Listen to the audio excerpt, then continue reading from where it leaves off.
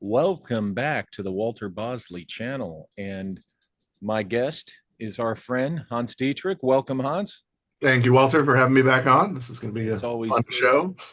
Yeah, it's always good to have you here because we talk about interesting things, and Yes, you own cool objects. So hey, I show try. them the bell. Show them the bell. Ah. Let's start with Daglaka. So recently, my parents have been going through all their stuff and purging a lot of it because they're moving up to my sister's house. And so my mom gifted me this. This is it's about a 200-year-old brass Nepalese temple bell. Very loud, very solid.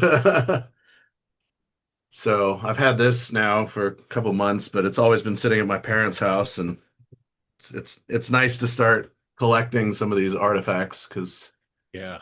I love my collection. It's people don't understand, but it's like half of my house is Nepal. Oh, I totally I understand because I have from my travels I have all sorts of interesting, strange things around and yeah, I imagine you love being surrounded by these things because the it's memories it's attached. nostalgia and memorabilia. Yeah, there's a lot of that, and It's important, you know. it is. You know, somebody asks, well, where'd you get this object? And it's more than just, oh, I got that in a bazaar in Kathmandu. It's well, let me tell you the story. You know, there's a Yeah, story attached to it. this the story attached. This bell was actually gifted to us by a Newari family. So the Newaris are some of the original caste people of Kathmandu. Hmm. So they're somewhat of an upper caste group of people. They have their own language. Newari is very different than Nepalese. And this was a bell that sat in Mungal Bazaar, which is old Patan Doka. And so Patan was like one of the original capitals of Kathmandu. And Hmm. so there's all these really old temple structures there. They built this really amazing art gallery in one of the old temples. Hmm. Um, I almost want to say when they filmed part of Kamertaj in the movie Doctor Strange, some of Hmm. this was actually filmed in Patan. Oh, nice. So it's pretty amazing. Oh, Sadly, a lot of the temples fell during the earthquake in 2015 nice. because they're just brick and mortar, and so yeah, they rebuilt a lot of it. But this bell actually came out of an old temple in the I want to say it's the northern part of Patan, so past Mongol Bazaar when you're in the like you're in I call it the sticks, but you're in like the very narrow alleyways and houses stacked on top of houses. And when they were building out this area, they tore down a couple of temples, and so our family friend had these in their collection and ended up gifting them to me or to the family, and then now it's been passed on to me. So Yeah. I for the because we're all sorry, I had to move something. Um, for the new viewers, because we're always getting new folks here, tell everybody just real quick about your background with Nepal, how long you lived there, and everything. so currently, I'm a graphic artist. I study esoteric research, ancient sites and civilizations, different cultural mysticism like Buddhist mysticism, Kemet, the ancient land of Egypt before the Greeks, as well as a lot of South Asian studies. I grew up in Kathmandu, Nepal. I moved there when I was 4, and I pretty much lived there until I graduated from the international school. It's called Lincoln School, or now it's Lincoln International School. When I was 19, it was a school of about 320 students, K through 12. 72 nationalities, so one large family, and you get to know everybody really well. Mhm. But the beauty of it was not only did we have Western holidays, but we also took off for a lot of Nepalese holidays. And so there were many opportunities to go trekking in the Himalayas. I've been all over the Himalayas. Nepal is a very interesting country. It's about the size, it's a little smaller than California, but you have everything from the jungles of India all the way up to the Himalayas and every Oh, trophic level in between. And there's 42 different subcategory groups of people that live there. Almost all of them have their own dialogues and dialect in a sense. But obviously, the most common language is Nepalese. It comes out of Sanskrit and Hindi. It's a very abrupt, sharp language versus Hindi, which is very flowery. yeah. And yeah, no, growing up there was pretty amazing. I love to adventure around Kathmandu. I would get on my bike and go up above Kathmandu. There's a bunch of spots you can bike up to like Cockney and Nagarkot. So these are like day trips, but the Mhm. once you get above the pollution of Kathmandu, the view of the Himalayas is commanding. I mean, I would imagine. when you're in Kathmandu, you're in a valley, and so you're at 4,700 feet at the bottom of the valley, and you're looking at the hills around Kathmandu, and most people are like, "Wow, the Himalayas are huge," and I'm like, "No, just wait." And when the rains come and it clears out all the pollution that just hovers over the valley, it's like the hills are here, and then the mountains are there, and you're like, "Oh my God," because they're huge, and your proximity to them is really amazing. And so I've always enjoyed trekking, going into the villages, eating dalbat. You eat with your hands getting Oh, into wow. getting into the village cultures was a big thing for me during my upbringing because I had such a vivid imagination, and so I would, in my mind, create my own stories of being in the village, and Wow, what a childhood and youth to, I mean, that's like you're living in an adventure movie or novel. it was, and I really value my school. We didn't have a lot of money because my parents worked for non-government organizations, but I would try and go on every cultural exchange I could. Mhm. And so we would go into Pakistan, we'd go to Karachi or Lahore or Islamabad for basketball or soccer or track and field or swim team, depending on what the convention was about. Been all over India. There's the American School, Embassy School of New Delhi. There's also Kodi Canal and Woodstock, which are two private, I think they're both Christian schools that are Mhm. part of the South Asian group as well. There's Murray. Murray, sadly, was taken over during the Afghanistan Gulf crisis scenario, and it became a military outpost because it looks over Peshawar, which is right on the border of Afghanistan. Yeah. And so while we're on these conventions, we would have the ability to spend a couple extra days. And so we'd go to like Taxila outside of Islamabad. Taxila is an ancient fort. Yeah. It's one of the last places that Alexander the Great ended up at before he got incredibly sick and had to return, Mhm. but it's right there in the Indus Valley. Most people don't realize that the Indus Valley actually now is in Pakistan because Pakistan used to be part of India, Yes. as did Bangladesh, but that all got split up between, unfortunately, religious and political factors. So both Pakistan and Bangladesh became Muslim, where India stayed Hindu and Vedic. Right. Right. And then Kashmir is a disputed territory, but I've been up into Gilgit. There's Rohtas Fort, which is also up in Kashmir, and you go to Rohtas, and we camped out there actually one night, and you're look we would explore the entire structure, and you look out these parapets in the walls, and you're looking down these rolling valleys. I think I've mentioned this before, but you can almost imagine, scimitaared warriors on the back of elephants and their armies just marching up these valleys toward these ancient, fortresses. Sure. And it brings to mind we were talking about the Man Who Would Be King, where Yeah. Billy Gunn pulls out his kukri and runs down into the Ali. valley. Ayo Gorakali. He Yeah. was one of the British regiments, but he came from the Gurkha soldiers, and so the Mhm. Gurkhas are very prominent in Nepal. A lot of them now come out of northern India, but the majority of them would come out of these Gurung villages in the middle of nowhere in Nepal. Mhm. And they were hired or brought into the British regiments because they were completely ruthless. Their mentality for life and death is very different than ours in the Western world because, life and death is part of the village.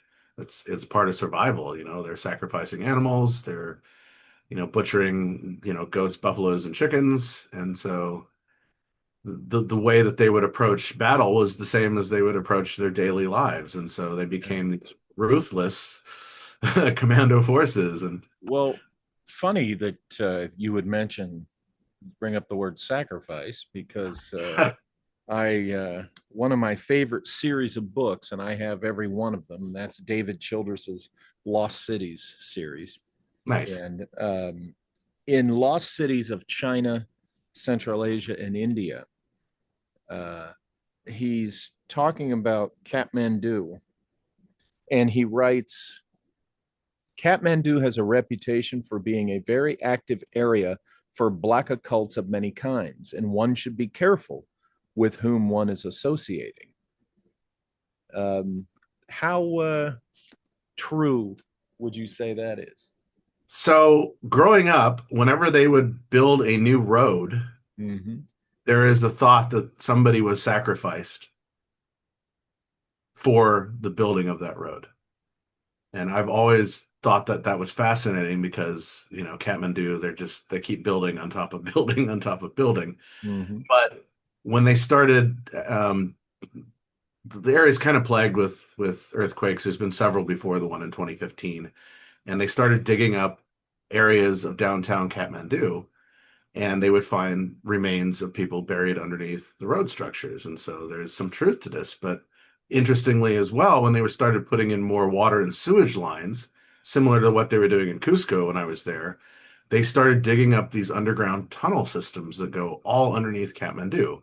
Well, Hmm. Kathmandu used to be a lake. And then the legend says that the god Chobar drew his mighty sword and he cut the Chobar Valley and the lake drained out. But because it was a lake system, there's all these underground natural caves underneath Kathmandu that go outside of the valley. And so famously, the Ranas came in and slaughtered the Kumars who used to run Kathmandu Valley, were the kings and queens of Kathmandu Valley, by going through these hidden tunnel systems and popping up essentially behind enemy lines and surprising them.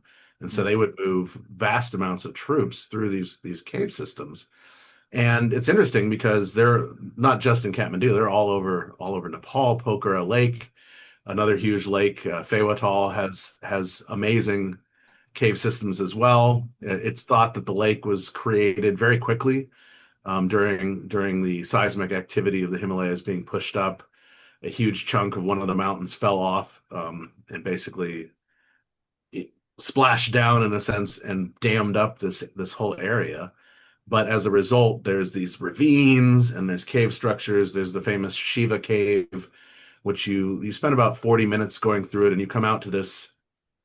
You go past the Shiva temple, which is underground, and you come out to this huge, I guess you would call it an alcove, or it's like a plateau that looks down into where the water system ends up.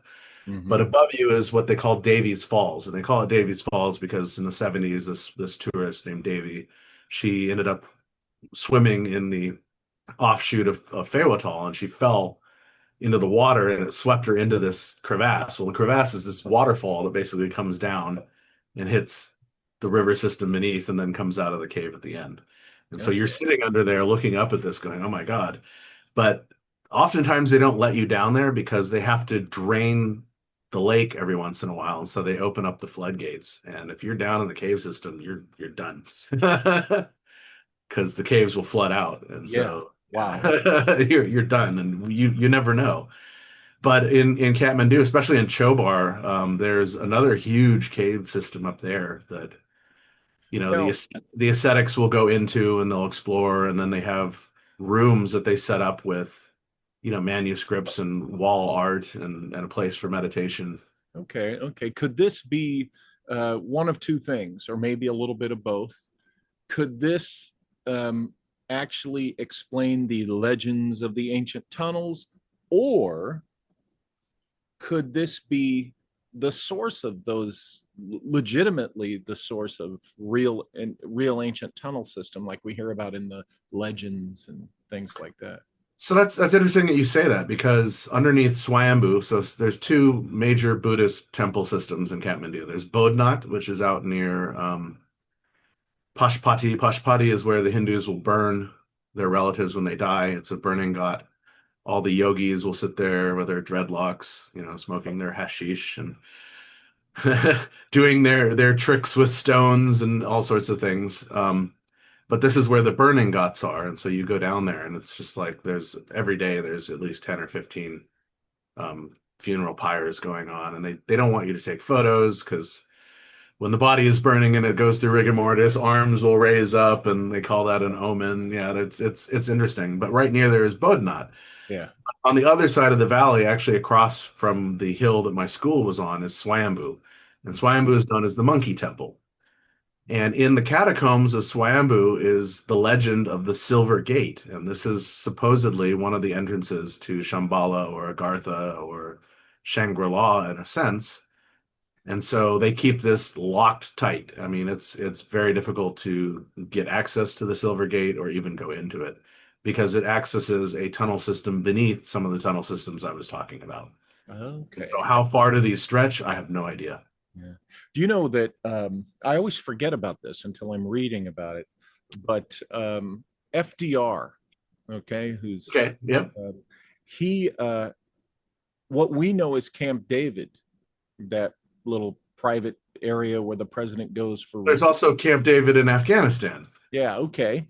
Yeah. Um, Camp David was originally called by FDR when he established it Shangri-La, Oh, how interesting. and Eisenhower changed it to Camp David. So Roosevelt's Minister of the Interior was Wallace, correct? Yes, Wallace, So Wallace Henry Wallace, was, I think. Yeah. yeah, he was a 33rd degree Freemason, Hmm. and he paid for Nicholas Roerich to go Yes. back to India and into Tibet to try and find the entrances to Shangri-La, which is interesting because Roerich in the 1910 to 1918 was in India Hmm. before meeting Wallace, Yep. and he was building ashrams and temples with the Tibetan monks.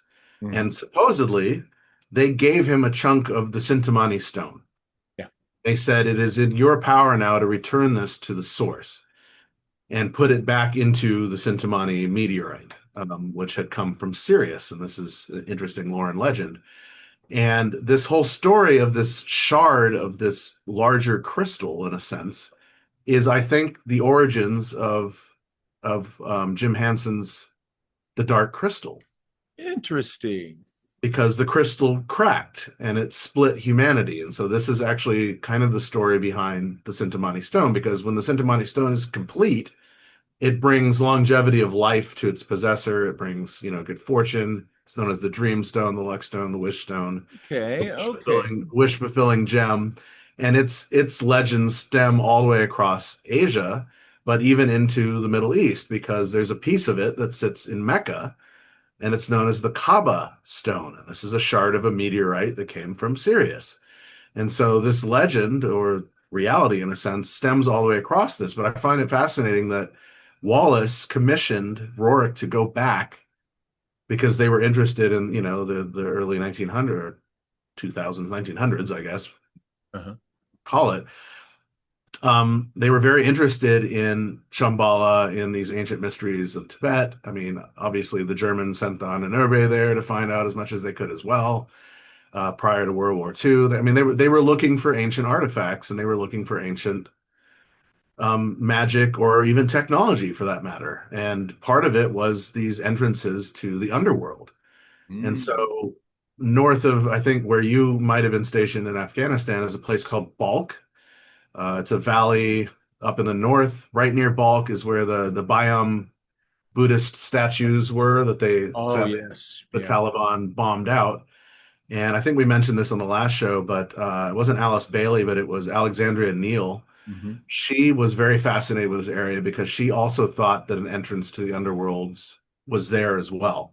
Hmm. And so this is kind of the origins of the Himalayas. It's the Zaskar and Xizang mountain range. It's mostly the Zaskar, but then that becomes the Himalayas and stretches all the way into the. Yeah. Yeah. You talk about the view of the Himalaya from Nepal. My closest view was every time I went in and out of Afghanistan. It was on an A100, which is a civilian version of a C-130, a propeller airplane, and we weren't that. I'm sure we were at a high altitude because we were flying over the Hindu Kush, but we weren't that high above the peaks. And I mean, talk about a beautiful view. And Oh, they're just peppered everywhere. Yeah. yeah, just sharp, icy edges. I mean, you look and you go, boy, if this plane goes down, if we even survive the crash, we won't survive long. But boy, isn't that beautiful? And particularly when you'd hit the turbulence, and the newbies who'd never been there, never been on that flight, or white knuckling it on their seats. Oh, I can only imagine, especially Yeah. on prop planes. People don't Yeah, it's like, realize. but I loved those flights. It was it's like you lived for years. It's an adventure. You're living an adventure every time you go to places like that. And I wished I would have been able to get out and explore more when I was in Islamabad and Karachi, but um, I just wasn't able to when I was there. But I believe my rule of travel is don't see everything, leave something to see so you can go Right. back. Right. No, that's a good philosophy because, and you all, wow, you always find something new. It's like I've been to Egypt twice, and both times I've been, it's like it's a brand new experience. Yeah, I've been to these sites before, but it's like you Right? all discover something that you Sure. overlooked the first time. Sure. It's interesting. You mentioned that the Cinnamoni stone was inspired Henson's Dark Crystal. That explains it then. The Skeksis obviously represent the Bing, gatekeepers of the Smithsonian. bing. Huh, I never actually thought of that. Vultures, or or vultures at the gate, or right? the US Congress, whatever, take your Uh, pick. but if you look into that story, it was a council of elders, and so their souls were split between the or the druids and the Skeksis, and when they finally the Gelfling right puts Yeah. the shard back in, their souls reunite and they become these ascended light beings. Yeah. And so this comes directly out of Vedic and Buddhist practice. It's very interesting Yeah. that these stories exist, and it's like I give Hansen amazing props for bringing that forward Oh in yeah. a entertaining realm because they're talking about sucking loosh from the Gelflings. Loosh is very much also comes out of the Vedas as well. This energy, this soma, if you want to call it, this life energy that is created in deep meditation. Hmm. So I find that fascinating. But you were talking about Childress's book there and the dark magic of Nepal. Well, yeah, Kathmandu and Nepal, there's it's a mix. There's light magic, there's dark magic, and then there's the shamanic practice. And the shamans are the ones that navigate both realms. And they try and, ward off the demons and ward off the angelic beings, but bring the knowledge back to help the village or help the Yeah. society Yeah. grow. What's And the darkest occult thing you ever heard of when you were there in Nepal? wow. Well, before I really researched into it, we were talking about this with the thuggies, but a lot of the practice around Kali. And so giving homage to Kali and some of the other demons as well, because as you might know, or your crowd might know, a lot of the ritual in Nepal and in Hindu and even Buddhist practice, they will wear these ancient masks as well Hmm. and come out and do dances to ward off evil spirits or to invite spirits in, the demonic spirits. Hold on, I actually have a mask I can grab off my wall. Oh, excellent, excellent. That's very I cool. usually wear this at Halloween, but this is an ancient Oh, beautiful. Tibetan mask. It's got a, moving appendage. The hair is all yak hair, but they will wear these in ceremony and basically put this where it's not going to fall. Do their dances around these ceremonial practices to, like I said, ward off demons and angelic spirits in a sense, invite in good luck because everything has duality, and Sure. so you can't have good luck without the bad omens as well. And so it's Right. like if you can recognize the bad omens, then by You can deal recognition with it. by recognition you can dispel it and create good There you omens go. for you. There you go. And Well, so you see a lot of this practice. And so you were asking, so I think some of the Kali practices were interesting because there is, sacrifice involved. It's not very talked about, but there are definitely, as we were saying, missing people that show up. Tourists will be sacrificed. I'm not trying to get morbid here, but like in the 1970s, there were a lot of tourists that went missing. yeah. The Yeah. question is why? And a lot of them wanted to climb forbidden mountains, and so their porters would actually push them off the trail in a sense because they don't want these sacred mountains of gods and goddesses to be climbed. Yeah. But you could also look at that as a sacrifice to the mountain as well. Yeah. So, Now, in a little while, we're going to be talking more about the event that we're putting on in Big Bear in November, November 6th through 10th. It's called the Lost Horizons Symposium and Harmonicon. And it's again, we're going to talk more detail here in a little bit, but it's going to be these 4 or 5 days up in Big Bear where we're going to be Hans will be there. We're going to be making presentations, having discussions on some of these very topics. Yes. This mystical lost history, just this Lost Horizons whole theme. And it's going to be a fantastic weekend for those interested. If people enjoyed our NIMSAcons, they'll really love this Lost Horizons getaway. And again, we're going to talk more about that here in a few minutes. Now, jumping over to another topic of lore in the area in Nepal and Tibet. It's kind of interesting.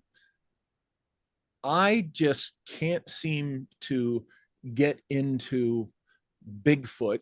The whole Bigfoot thing doesn't grab me. I'm not a Bigfoot denier, but for some reason it just doesn't capture my imagination. But the Yeti, maybe it's because I'm an adventure nerd and adventure geek and travel geek and all the maybe it's the exotic locale, but for some reason the Yeti is interesting to me. And I'm sure that you learned a lot about Yeti lore and Yeti stories, and we've talked about it in the past. Yes. So I've been fascinated with the Yeti since childhood. I mean, I grew up reading Tintin novels, and Herrig was a genius. He was so ahead of his time with so much of that. Yeah. So Tintin in Tibet is about his best friend, Tintin's best friend, Chang, who crashes in the Himalayas. We were just talking about this. Mm-hmm. And he's one of the only survivors of the flight, but nobody knows this. And Tintin has a dream that Chang comes to him in his dream, and so he travels to Nepal. There's depictions of levitating monks in Tintin in Tibet. I mean, this is what, the 1930s that Hare Wow. was writing these. Yeah. And so I was always fascinated with that. But the main, I guess, antagonist, protagonist, whichever it is this Yeti who, finds Chang and basically harbors him in his cave. And so Tintin goes to find Chang. And so since early years, I've always been fascinated with the Yeti. But where does the word Yeti come from? Because it's not a Tibetan word, it's not a Nepalese word, it's not a Hindi word. The Tibetans call the Yeti the Meech or Meche, Mm-hmm. which isn't even a Tibetan word itself. It predates, a lot of the Buddhist understanding or Hindu understanding around it. Some of the legends come out of Siberia, where they have their own aspect of it. The Yeti of Nepal is known to be guarding sacred sites, basically, and situations. And so this is when people experience them. Uh, they talk about, hair rising on their arms when they're in their presence, because, I mean, the Yeti is like, in the sense, the Bigfoot, very quiet. They don't ever tell you that they're there. Right. But all of a sudden you have this premonition of I'm being watched. And they're usually at very high altitudes. And if you do come across them, they smell like rotting garlic. And so this is very fascinating because some of the other legends and lore, like you go into, central China or what was far eastern Kham Tibet, they're called the Yeren because of the noise that they make. It was yeah, this Okay. screaming that would echo through the valley. And they actually have a preserve. Now it's in China for the Yeren, and they have over the entrance of the preserve, they have the mother and the child hugging each other as a sculpture of these Yetis. But in Bhutan, they're called Magu or Mago or Magoi. And the translation, comes across depending on the transliteration of how people are saying it. And they're known to be a lot smaller. They call them the wild man. And it's like this hairy beast that's about anywhere from 3 to 5 foot 5, 3 foot to 5 foot 5 tall. So they're incredibly short. But again, they're considered kind of either a good luck omen or something that's warding you off of danger. Hmm. And they're depicted in many of the ancient tankas. You can find them in the tankas. I have one actually in my book that I did on the Dropa stones. But I found that interesting because when my dad worked in Bhutan, he was in far eastern Bhutan, which is a place called Tashigang or Trashigang. And out there is the Sakteng Wildlife Preserve. And this is a wildlife preserve, as it says on the sign, for the Magoi. So Hmm. they've set up a preserve in Bhutan for this wild man or this Yeti creature as well. And Okay. so there's always been this fascination. My father was in the anthropology department in Pullman, Washington when I was very young, and I remember always going into his office. And the office next door to him was Grover Krantz. And so Grover Krantz was the official Bigfoot expert. I mean, in the old days, he was a really tall man. He had this very large hunting dog, hunting hound, one of those giant dogs. And when he died, he wanted to be exhumed and put in the pose of him hugging his dog in his photo. And so he's immortalized as a skeleton with his dog Oh, as a that's great. skeleton. But, but I remember going into his office and just, I mean, he had the most amazing skull collection of, pre-human humanoid skulls. He Mhm. had Bigfoot casts. I mean, the whole nine yards. And I didn't really realize who he was until I met Lloyd Pye, and Lloyd Pye and I actually bonded over my connection with Grover Krantz. So Wow. And now, did you ever hear much about Tom Swift and his early mid 20th century search for Yeti? He was a philanthropist. is he the one that tried to steal the Yeti scalp and hand out of Pangboche? I don't know. He might have been. He was the reason I ask is he was good friends with C.V. Wood, the gentleman Okay. who worked at SRI, who was hired from SRI by the Disneys to engineer and design physical Disneyland. And Wood and Swift were two of the founding members of what was called the Mind Science Foundation. Now, when you think of my book, Latitude 33, and that I propose the evidence and argue that Wood designed Disneyland to be a psychotronic device, he was into these exotic, ideas, and he was good friends with Tom Swift, who happened to have been one of the well-known hunters or I, searchers of I I Yeti. believe I talk about Tom Swift in my book. One of these guys went into Tibet or Nepal, up past Tongboche to Pongboche. So as you're heading up toward Mount Everest, you Mhm. usually either bus into Charikot, and then you hike all the way up to Namche Bazaar and up to Tongboche and then to Pongboche and then eventually to Everest Base Camp. But in modern times, you fly into Lukla, and it's the scariest flight you've ever been on in your life. You're in this little tiny puddle hopper. You're Yeah. flying through the valleys, and you fly around the valley up toward Namche, Yeah. and then you have to take an abrupt right and land Oh, uphill. oh boy.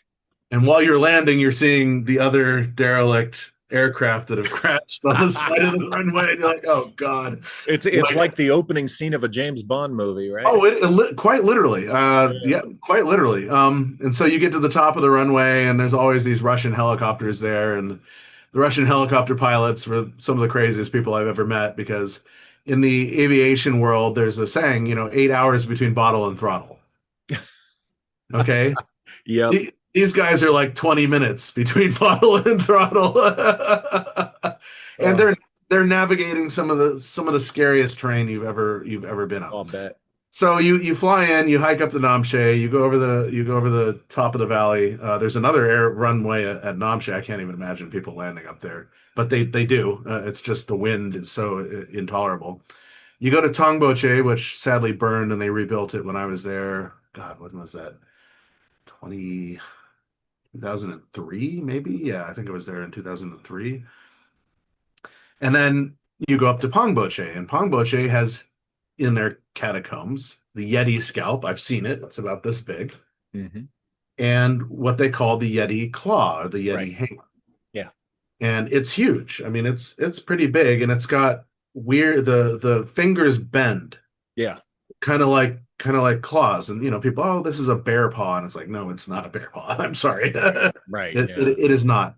And so there's a saying that I think it was the late 60s, early 70s, this character you're talking about, Tom, he went in and he tried to bribe the monks to sell it to him. He tried to steal it. By legend, they say that he did steal it. Uh, And he was in Kathmandu with an actress, a Hollywood actress, and they smuggled it out in her underwear, her dirty underwear, in her luggage because, you open up your suitcase to go through customs check in and sure. out. They don't want to touch women's underwear. It's Right. like it's we can't Yeah. It's like it'll go, just, go through some. You're good. yeah. And so this is how they allegedly smuggle it out. But I've seen it since then. And so it's like for me, I'm like, I honestly don't think, as desperate as the monks might have been for money that they would have ever parted with it. Did they? I'm curious. Who was the actress? Did they ever identify her? I would need to let me look at my book. It's been so long since I've looked at this. Oh, hey, here we are. I opened right to it. Hey, yep. Where's the camera? Yeah. So this is the famous Yeti, one of the fingers on this page here, Mm-hmm. and the scalp and the hand, and then Right. as I was saying, that's the statues at the Yeren um, uh, Okay. sanctuary in central Right. China. God, how did I just open right to that? That's pretty interesting. I'm Hmm. trying to figure out who the guy's name was. They say it might be at the Royal College of Surgeons Museum in London, but I'm very skeptical of that because I've actually seen the finger as Yeah, it well. sounds like somebody got it back for Nepal since then, Is it if it Dr. was indeed. Dr. Rob Ogden? No, I'm now trying to figure out Ian Redmond. I'll figure this out at some point, but Yeah, yeah. Let me know. I'm curious. A lot of times threads like that can lead to other amazing stories and crazy rabbit holes that yield all sorts of fascinating information. for me, it was like I said, it was always an interest as a young kid. My dad tells stories of when he was trekking in the Himalayas, how you would see footprints in the snow, Hmm. and they're huge. And people are like, no, those are just leopard footprints. And it's like the gauge between the footprints is not a snow leopard. Right. But I could understand why they would say that because as the fresh snow melt starts to melt, it will expand those footprints in the Yeah, snow. that's the size of the footprint, but that doesn't explain the gait, right? Right. But the gate is what is the mystery for sure. And Wow. so, are there bears in the Himalayas? No, there aren't. I mean, there are some in Tibet and China, but they don't go into the high altitudes. Okay. You have sloth bears, but I don't know if you've ever seen sloth bears. They're pretty big, but you don't see them in the high, Himalayan ranges. And so this is always a mystery. They're not bears. So what is making these footprints? Right. And the other question is, they show up overnight. So what's traveling up and over the passes late night Yeah. and why? And Yeah, so, something that does not want to be seen. well, and sure. And what most of us don't realize, we think that, oh, we occupy this entire planet. Well, the Earth mass of this planet is about one third of the entire planet. The rest is Mhm. the oceans. Yeah. And of that one third of the planet, we occupy less than 7% of it. Yeah. Yeah, we've got cities scattered all over the place, but there are so many flyover zones Yes. that have never been surveyed by foot. They've been surveyed by air.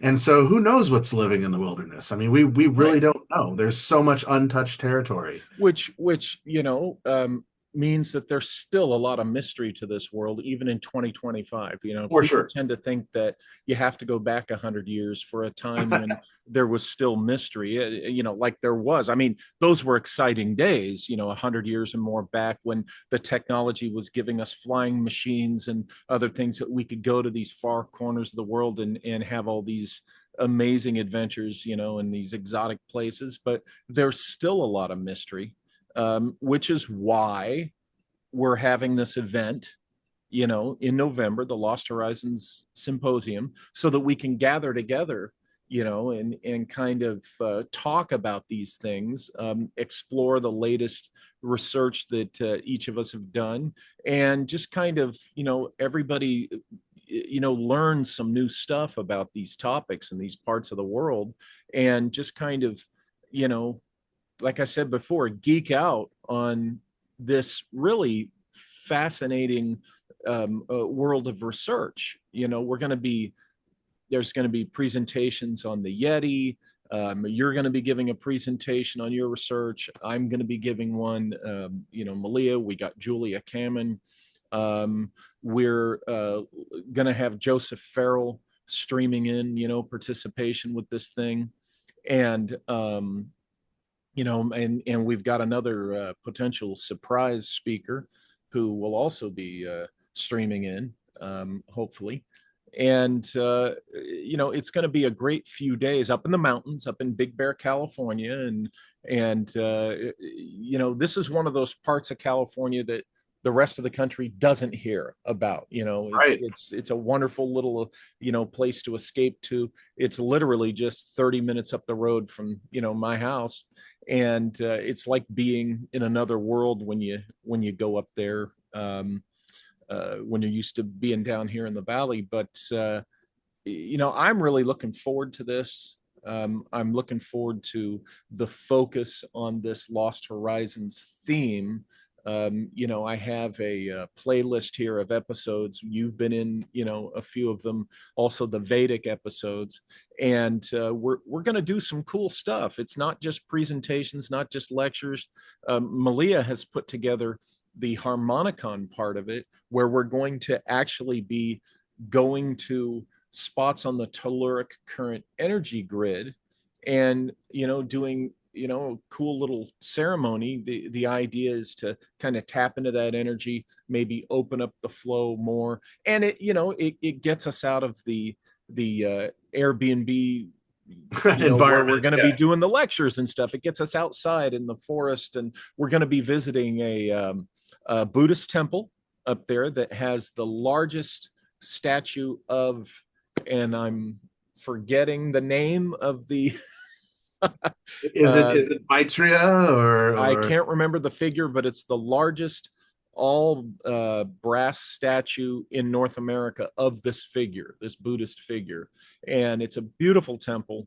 Um, and a lady we're working with, Lynn, who lives up there, she's friends and associates with all these people at the temple and stuff. And the restaurants, we're going to be, there's the Nepalese restaurant I've told you about in the Himalaya. We're going to I'm be excited. yeah, we're going to be eating there. That's my favorite restaurant up there. I'm always driving people crazy. Let's go to Big Bear to the Himalaya. I love it.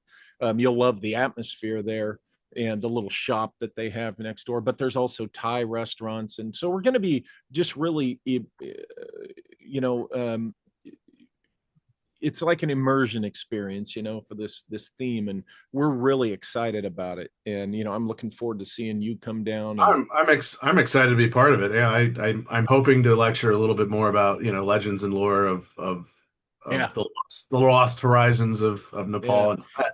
and we're Um, I was going to say speaking really quick on what we were talking about with the Yeti. So it's oh yeah, interesting. go ahead.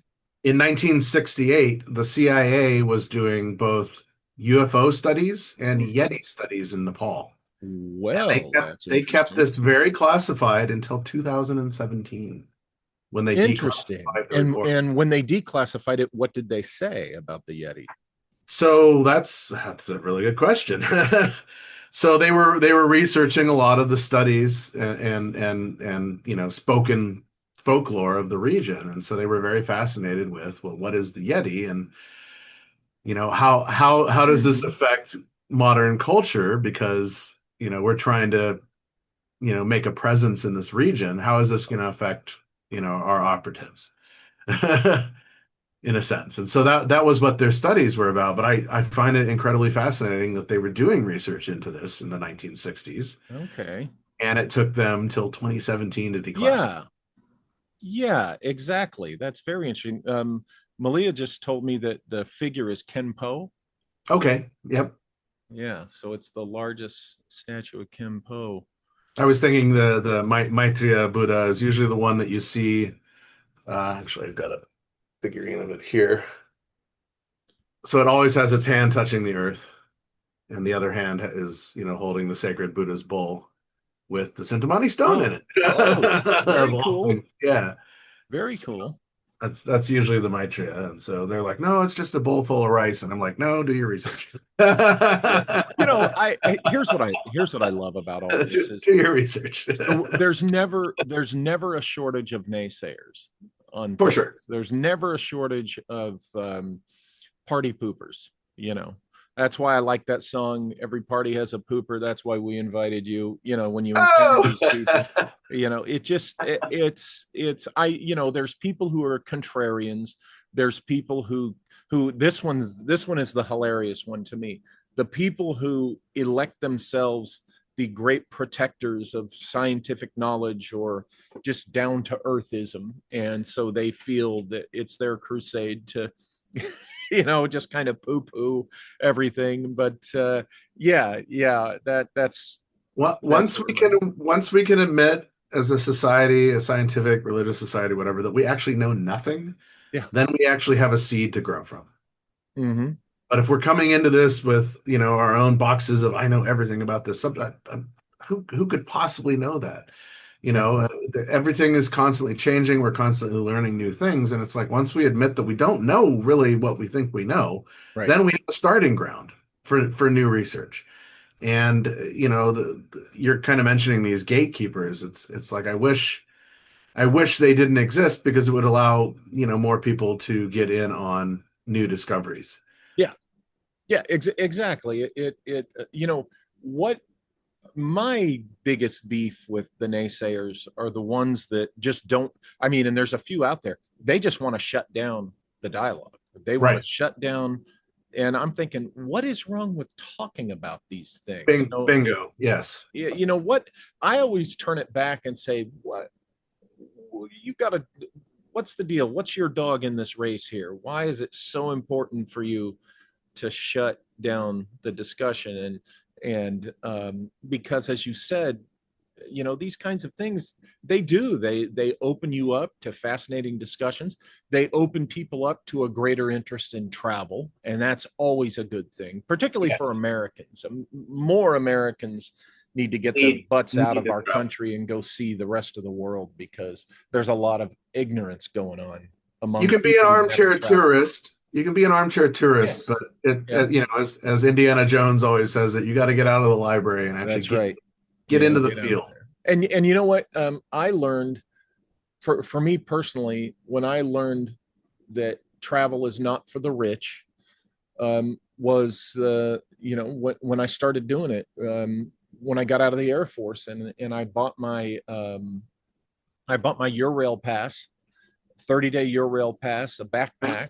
And Backpack tourist, yeah. yeah, I went through Europe, 6 countries through Europe, and I learned firsthand, you know what?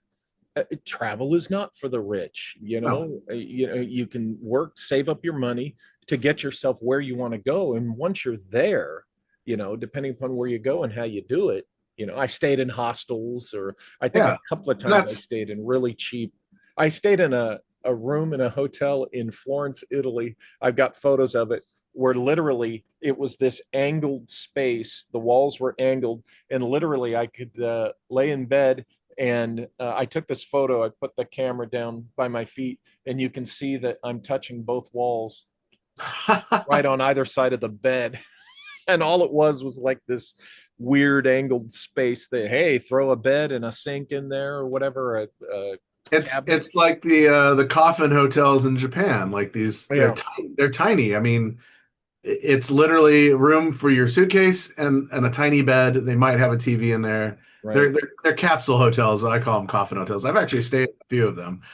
But you're right. Travel is not for the rich. Most of the rich people I know that travel stay in their five-star hotels. Yeah, They're only in the country to golf. They might go on a small, especially in Nepal, a small exploratory trek, but yeah, it's all catered to their sure. money. It's Or glamping. At the most, it's it's glamping, glamping. correct. And so it's fascinating that most of the most interesting people, and this kind of gets into research as well, that I've met are tourists that are, they're on the hippie trail or they're backpacking through South Asia, and Mm-hmm. I'll meet them at a bar and they're like, well, we just got to Kathmandu. What are we going to do? And I'm like, God, meet me here. Meet me at Mike's breakfast, at the Kathmandu guest house tomorrow morning. Mm-hmm. Meet me at Mike's breakfast. Bring some water, some beer, whatever you want. And I've got a car, or I'll rent a cab and I'll take you to sites around Kathmandu that you will never see as a tourist. Right. Like, oh my God, yeah. And so I'll do this for 2 or 3 days for people that I just meet off of a whim. And it's interesting, we were just talking about gatekeepers. It's like the gatekeepers want to keep the knowledge closed, but it's like I want to meet more people and discuss these topics with more people Yeah. because I'm going to learn from their experience from it, and they might have a nugget of information that I've never even heard of before, Right. which then opens up, a whole new canister of information and research. Yeah. Those are the things that I look for. It's like, I'm telling my research to you, but you might have something that adds to that, which I think is incredibly fascinating. Yeah, there's a big puzzle, and we each have different pieces.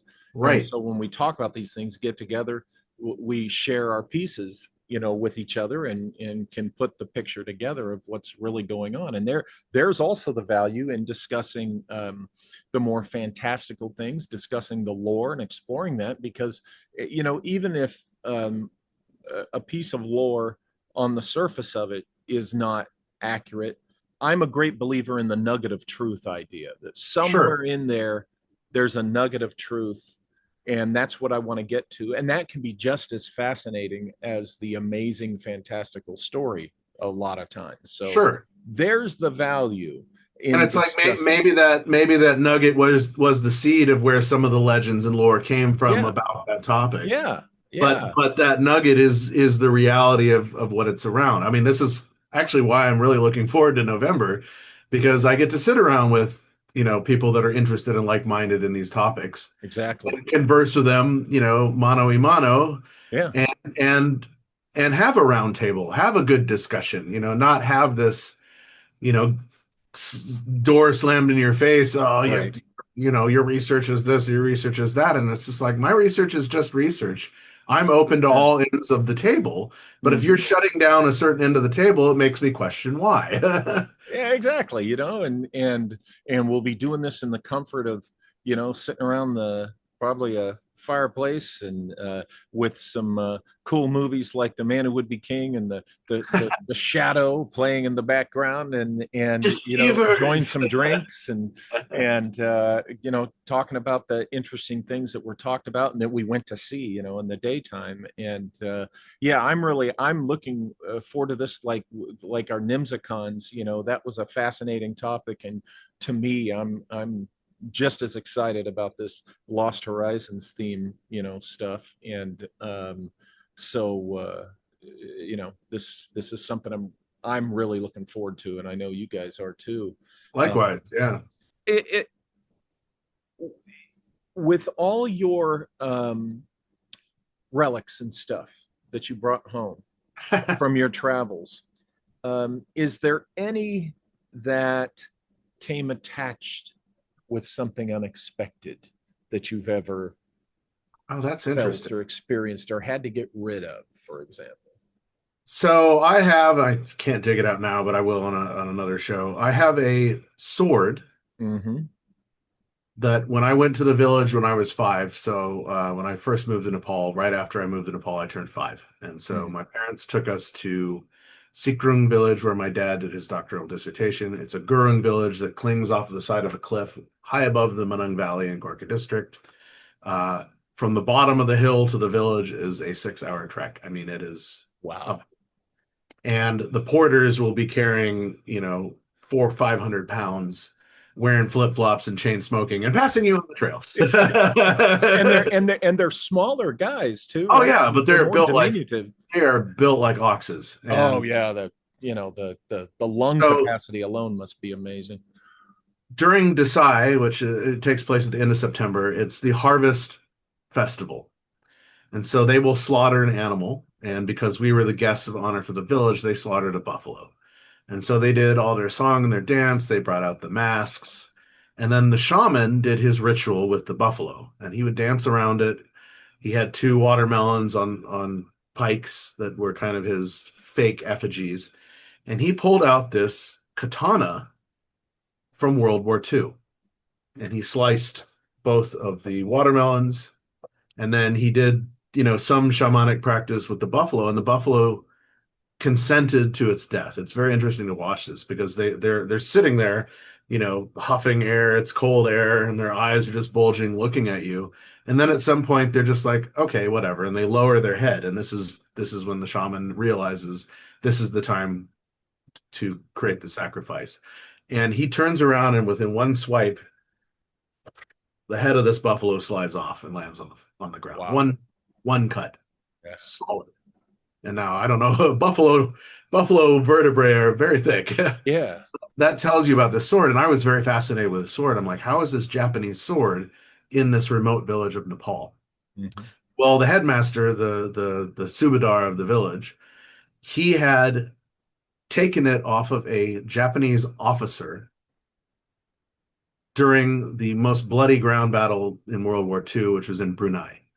And Ah, so the Gurkhas faced off against the Japanese and they slaughtered the Japanese. And so as war trophies, a lot of the officers brought back these swords. And so the sword I have from many years of trying to figure out how am I gonna get this sword out of the village? From the age of 5 until I was probably 16, I would have dreams about this sword. And I would have to go into the village as a ninja and take back the sword because somebody was trying to come and grab it. And it's interesting that during the Maoist revolution, or the Maoist uprising in Nepal, they went through all these villages realizing that these Gurkha soldiers or these ex-Gurkha soldiers, all these Subadars and whatnot, they had these ancient relics and they had guns. And so they came to collect everything. And the women realized the value of these swords and they went and hid them in the nettle fields because men don't go into the nettle fields. The women do because they go and harvest the nettles and make chutney out of it. But I don't know if you've ever been around stinging nettles, man. It's not fun. I've heard, yeah. It's not fun.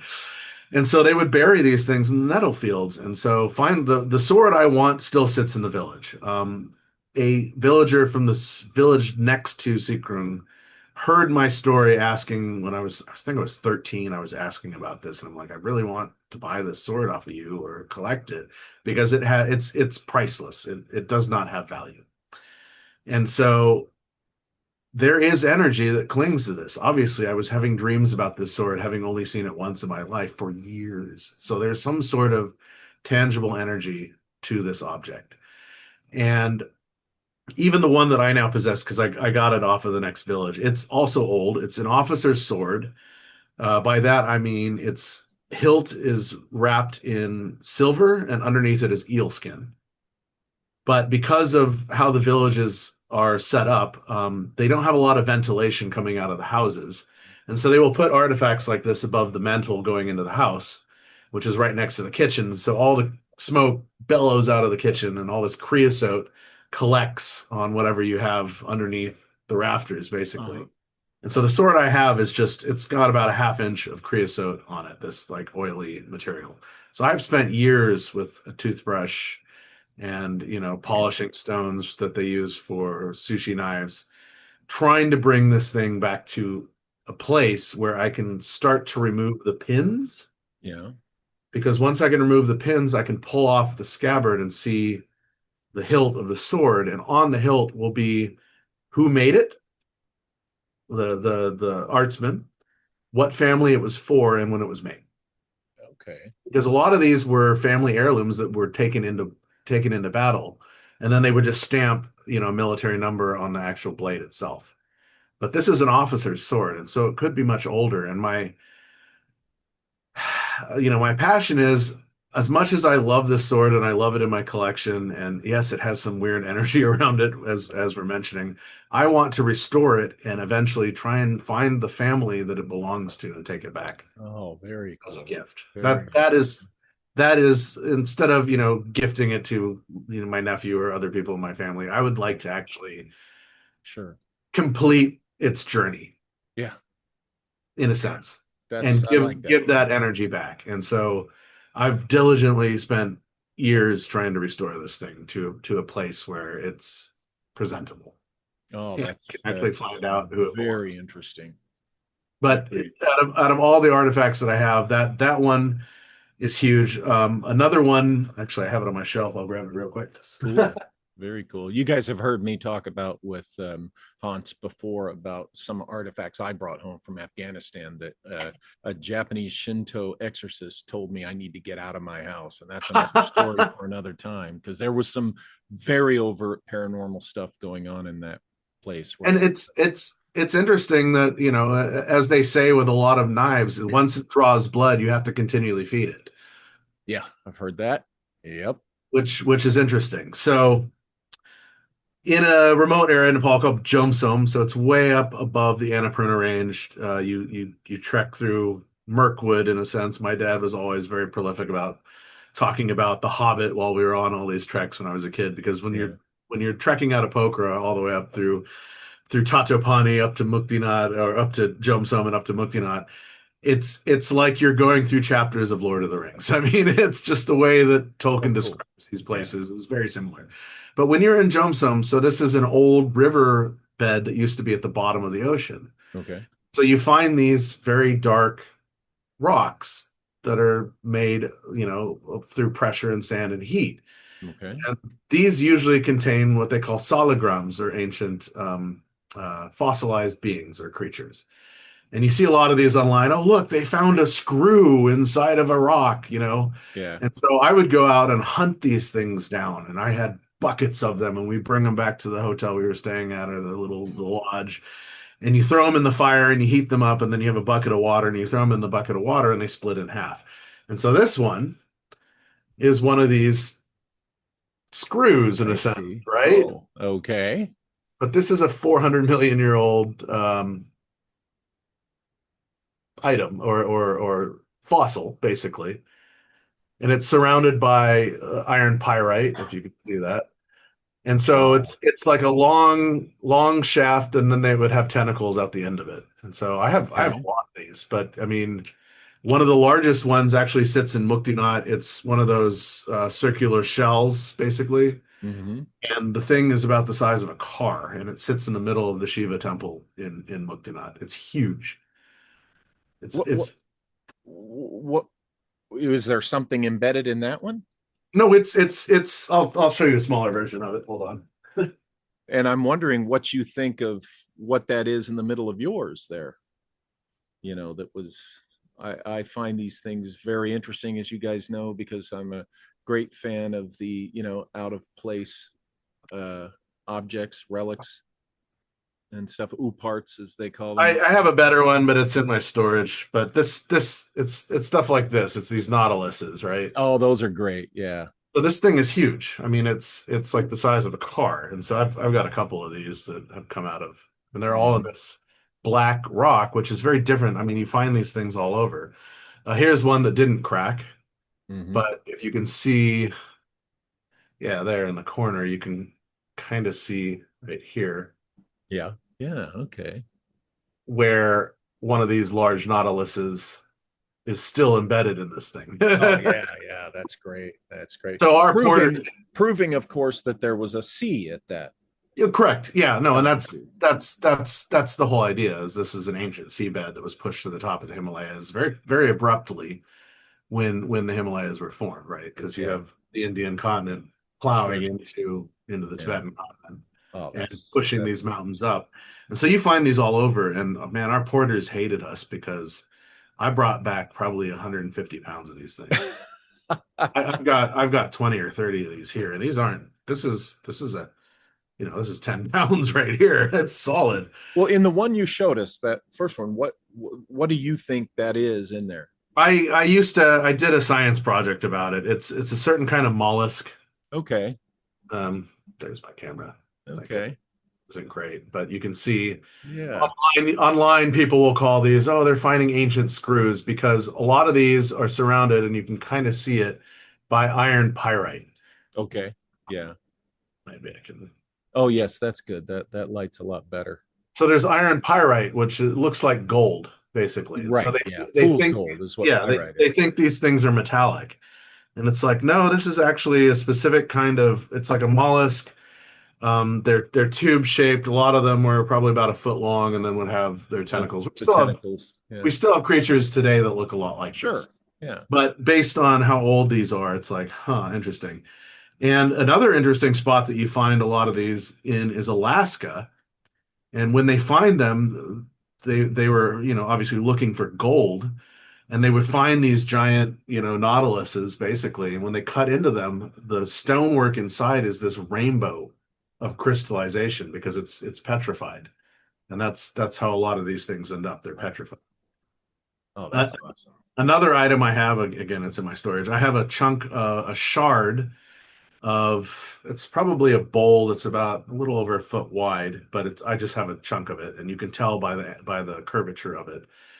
But it comes from Egypt, and it came out of Saqqara near the Step Pyramid. There's a pit of just broken pieces of these. It's not pottery; they're all made out of diorite and prolific granite and stuff like this.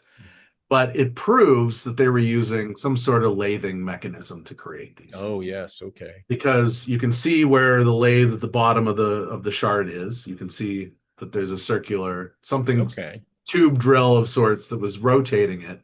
But then you can also see in the cut that it's angled both at the edge and the surface and the inner edge. And so that's how I figured out it's probably a bowl about this big and 3 or 4 inches deep. And the energy that comes off of this is also very interesting because it's how old is this item? History Mhm. tells us that it's no more than 2500 BC, but these are being dug up underneath the temples that were built before that. So it's Yeah. like, hello. And you see these all over the museum. Ben does Uncharted X. He does some great research into some of this stuff as well, Hmm. where they're actually starting to do testing on the perfection of some of these vases that come out of ancient Egypt. And I mean, you even see some of the stuff coming out of ancient Nepal as well as Hmm. stonework. You're like, how are they making this? Here we are, a culture before the lathe, before the potter's wheel, that has precision cuts and precision, creations. And the one that really mind boggles me out of all of them, it sits in the Cairo Museum. It's made out of corundum. So corundum is an 8 on the Mohs scale, the measurement of hardness, which is Mohs, Mohs, Mohs, right? Diamond is a 9, and Wow. So copper this stuff, copper is a 5. so they So were lathing and doing all sorts of stuff with this with element. with Corundum. corundum is ruby. It's like the natural form of ruby before they polish it down and make ruby. It is almost as hard as diamond. And Oh, that's they did interesting. not have diamond in northern Africa or in ancient Egypt. So this beggars the question, how on earth were they cutting this? How on earth were they making it to precision? Because the exterior of it and the interior of it is perfect.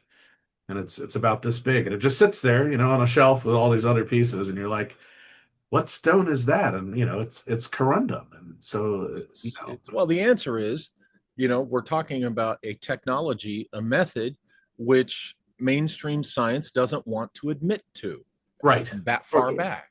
for And, sure. this is why these kinds of things we talk about here are fascinating to us because, the writings on the wall, there,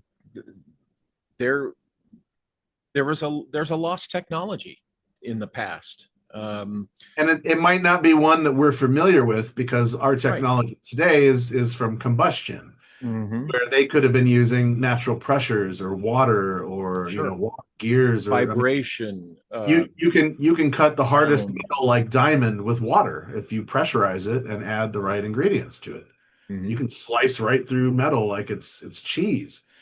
And so you start looking at some of these ancient Roman ideas where they were using pressure cutters, where one rotation of the main wheel would create 400 or 500 precision cuts.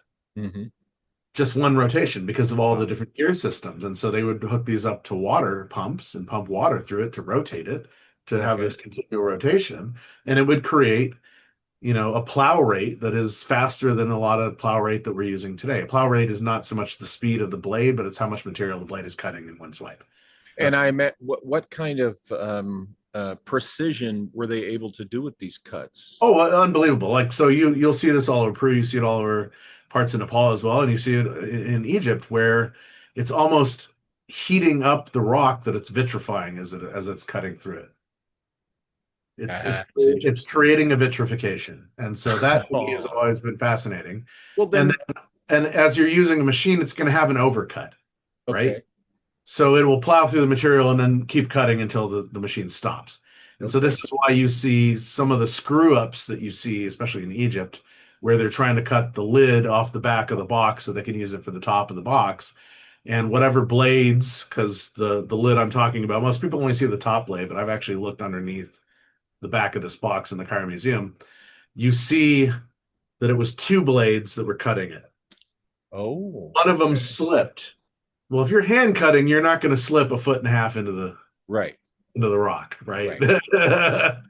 That's a mechanical slip, and they didn't Sure, catch yeah. it, and so it cuts in at an angle, and so they're like, well, we can't use this; it won't be harmonic.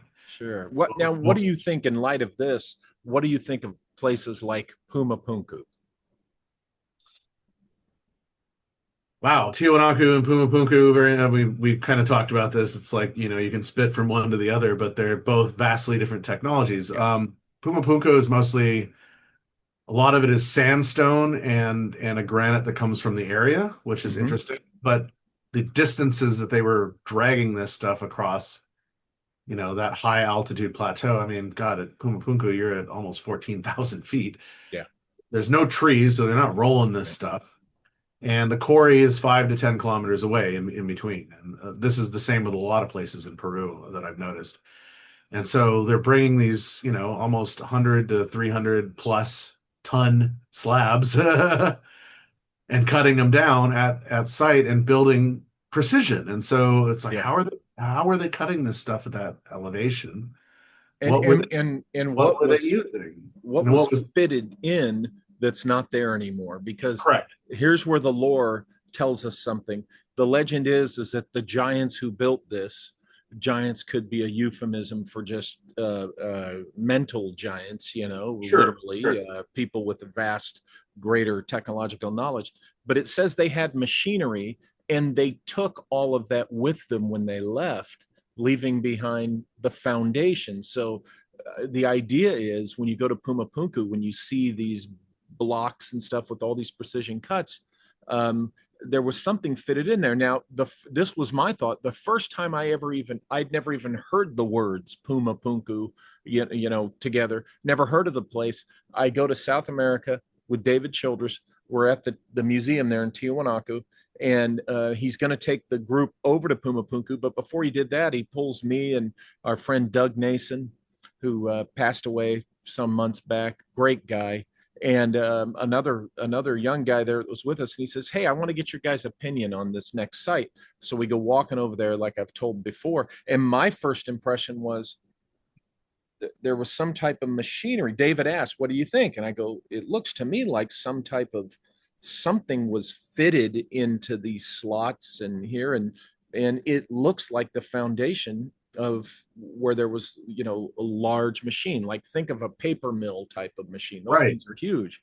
And he just kind of smiled and nodded, and then he told us the lore that literally the people who built it took some type of machinery with them and left only the foundation that they had built for this stuff. So that's my impression of my first look, having no knowledge of the place. This was back in 2003, so it wasn't showing up on TV and stuff yet.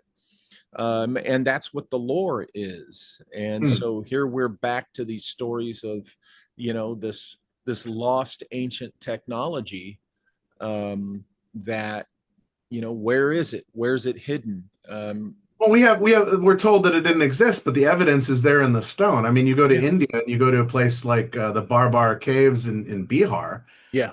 and the precision cuts on the exterior and interior of these caves I mean, it it rivals that of what you find in Egypt and Peru. I mean, to even more of an extreme. I mean, the precision is insane, especially in the Barbar Cave. You have straight 90-degree angle walls, perfect, you know, perfect rectangular room, Yeah. and then a perfect half circle dome ceiling, cut out, hewn out of the bedrock. Yeah. With what, and then polished down to near precision.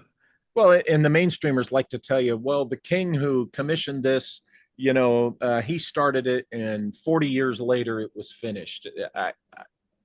I just can't buy that anymore. I quit buying those explanations a long time ago. You mean the king found it, and then before he died, 40 years later, he told the world that he built it. And There you go. See, that's more like it. That's more like it. Oh, carve my name on Well, this. this is what Ramses II did. Every single Yeah. sculpture he found, he engraved his name in it so deep that they couldn't remove the cartouches. And it becomes obvious when you're at the Ramesseum, outside of Abydos, and they have one of the largest statues toppled over. Mm. And instead of engraving his name into it while it was vertical, he engraved his name into the remains of it on the ground, and it's in the shoulder. And it's very obvious that it was engraved while it was on the ground because of the direction of the cartouche. Yeah. Well, also there's the story, the recent revelation that I think it was Colonel Howard Weiss, who also had somebody get into a nook and cranny of the pyramid and paint a lie, claiming Khufu or something like that. And recently, and for years, the mainstreamers said, "See, we found this underside of a block in the Great Pyramid that says it was by this pharaoh or whatever." And I think in recent years, somebody who's an expert on hieroglyphs and other stuff, Egyptian That linguistics, it's wrong. It's yeah, have wrong. proven that it's an error that was unique to Weiss's era and his specific research. I Well, I, I don't want to let's it, slander Weiss. I think it was no, no, not at Weiss. all. I'm No, not you're right. sure. No, it is Vice. So it's Yeah, in the relieving chambers above the yeah. king's chamber in the Great Pyramid. Um, what's interesting is there's actually more than one graffitied in red ochre. Yeah. It's like they were practicing how to Lie. how to lie. Yeah. Oh, let's make this look authentic. And hey, it worked for 100 years, but Well, it's we're not it's buying it it's it's anymore. similar to when you go to the Syrian, and so here's this temple that was buried under the ground. There's no hieroglyphic carvings anywhere on it, but at the front entrance, when you go down into it, there's the flower of life. Mm-hmm. And scholars like Nassim Haramein and others have been, oh, this is laser etched. Well, no, they were using red ochre and they were mixing it with a hydrofluoric acid. So the Okay. hydrofluoric acid could be used as a stenciling system that then they would fill in with the red Okay. ochre. And what's interesting is there's the main flower of life motif, and then there's three more right next to it that are like the practice ones. Yeah. So you're like, Interesting. come on, people. Yeah. Yeah. Interesting. But we see this, and this is what has always fascinated me about ancient cultures. We see this fingerprint of a lost technique, technology, or knowledge of how to create these things all over the world. And it's almost the same signature that you find. Yeah. And to me, that has always been. You go to the megalithic structures in Japan, they look like the megalithic structures in Peru. They Yes. look like the megalithic structures in Turkey, in Russia, and also even in Egypt. And so it's like Yeah. there's a cross-cultural global knowledge at some point in our prehistoric past when we're told that the oceans were barriers and not highways. Yeah. But they were sharing a knowledge and a technique and a technology that is lost today. And Well, I think right now, as you know, I'm pulling threads. I'm pulling the Vedic threads, and where I'm at right now is I think it's a lost civilization that or forgotten or lost civilization and their forgotten technology, so to speak. And the Hindu scriptures, the Vedic scriptures talk about this civilization, it being global. And again, I remind people that the Indian scholars, they remind the readers when you read their works that this was not ancient India per se. They're very predated that. clear that India is a descendant culture of this Yeah. lost Vedic global. I say Vedic because that's the main source we have. This lost global civilization with this advanced technology. India is a descendant of that, and they might be the ones who were these megalith builders using that same style and method that we find all around the world. And that's kind of the path I'm going down right now, because I'm finding a lot of evidence supporting that the nugget of truth we're going to find about that is going to be found through this Vedic history path. That's interesting. You said I re-listened to your show recently when I was in the sauna at the gym because I have it on my downloads where you're talking about Deglaka and the different stories around that and how you were trying to figure out whether it came out of Kuntz's book Lightning or there's all these overlaps, right? Yeah. You bring up the Vimanika Shastra, which is fascinating because here's this book that talks about these ancient vimanas or flying devices. And per se the mercury serum that they were using to propel them. Mm-hmm. And as you mentioned, this was a channeled book in the early 1900s. Yeah. But what's fascinating about that is Michael Cremo, Mm-hmm. because he's a Vedic scholar, talks Mm-hmm. about the same technologies coming out of the early Vedas. Yep. and how they're dimensional. And each dimension they're occupied by different beings, and some of them are nuts and bolts craft, and some of them are ethereal craft. Yes. This is all mentioned in the Vedas. And so Mhm. whether or not Brahmanica Shastra was channeled or not, the knowledge that's in that book around some of these propulsion mechanisms and Yeah. methods comes from much older sources. Oh, sure. Yeah. And these are valid, even though I like to make a point that, again, a channeled early 20th century Right. book, Vimanica Shastra. Then there's the other one that I destroy the pronunciation. It's two S words. And I always destroy the pronunciation of them, but that's the other one that people say, oh, that's an ancient text. And it's like, no, that was written in 1923, published in 23. It was not translated into English until the 1950s, but it still draws from, the ancient lore, the ancient texts.